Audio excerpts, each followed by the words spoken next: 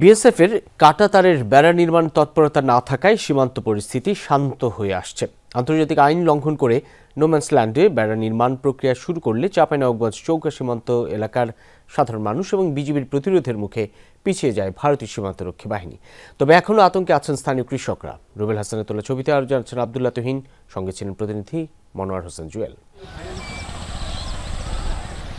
চৌকা সীমান্তের শূন্য রেখার ১৫০ গজের মধ্যে কাঁটাতারের বেড়া নির্মাণ কাজ শুরু করলে আপত্তি জানায় বাংলাদেশি সীমান্তরক্ষী বাহিনী বিজিবি। কিন্তু তারপরও শূন্য রেখার কাছে বাংকার খনন সহ অতিরিক্ত জনবল মোতায়েন করে ভারতীয় সীমান্তরক্ষী বিএসএফ। পতাকা বৈঠকের আহ্বানের পাশাপাশি শক্ত অবস্থান নেয় বিজিবি। তাদের সাথে এগিয়ে আসে আশপাশের গ্রামবাসী। বর্ডার আসতে একটু ভয় লাগছে। কেন?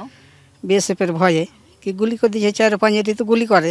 তারা যে কোনো মুহূর্তে হয়তো বা যে কাজটা করছিল আবার হয়তো শুরু করতে পারে তারা, যার কারণে বিজেপি এবং জনতা এটাকে চোখে চোখে রেখেছে। ওরা যদি তার কাটা দেয় তবে আমাদের এলাকাবাসী আমরা বাধা জানতে পারলে আমরা বাধা দিতে আমরা প্রস্তুত। আন্তর্জাতিক সীমানা আইন মেনেই বেড়া নির্মাণ করা হচ্ছে। বিএসএফের এমন দাবিকে উস্কানিমূলক বলছেন চাঁপাইনবাবগঞ্জবাসী। এখানে কোনো ইস্যু নাই, অথচ তারা একটা আন্তর্জাতিক আইন অমান্য করে একটা ঝগড়া বা একটা ফাইট করার একটা চিন্তা ভাবনা করছে। এর মূল কারণ হচ্ছে সারা দেশের মানুষের যেন দৃষ্টিভঙ্গিটা ওই এলাকার দিকে থাকে, সারা দেশে একটা অস্থিতিশীল পরিবেশ সৃষ্টি হয়, এটাই তারা চাচ্ছে। পতাকা বৈঠকের সিদ্ধান্ত অনুযায়ী দুপক্ষই নিজেদের বাংকার এবং বাড়তি জনবল সরিয়ে নিয়েছে। তবে চৌকা এলাকায় সার্বিক নিরাপত্তা জোরদারে নিজেদের টহল এবং নজরদারি বৃদ্ধি করেছে বিজিবি।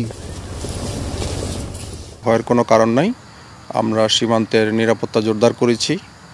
আগের যেভাবে আমরা নিরাপত্তা নিশ্চিত করেছি, বর্তমান পরিস্থিতিতেও আমাদের যথেষ্ট দিনে এবং রাতের টহল চলমান আছে। তিনি অভিযোগ করেন, সীমান্তের ওপারে একটি মহল নানা ধরনের উস্কানি ও অপপ্রচারের মাধ্যমে পরিস্থিতি ঘোলা করার চেষ্টা করছে। এই চাপা উত্তেজনার ভিতরে সীমান্তরক্ষী বাহিনী, বিজিবির সদস্যরা এবং স্থানীয় এলাকাবাসী বলছেন, যে কোনো পরিস্থিতিতে যে কোনো শক্তির কাছে তারা কখনোই মাথা নত করবেন না। প্রয়োজনে ১ ইঞ্চি জমিও তারা ছাড়বে না। আব্দুল্লাহ তুহিন, যমুনা নিউজ, চৌকা সীমান্ত এলাকা, চাঁপাইনবাবগঞ্জ।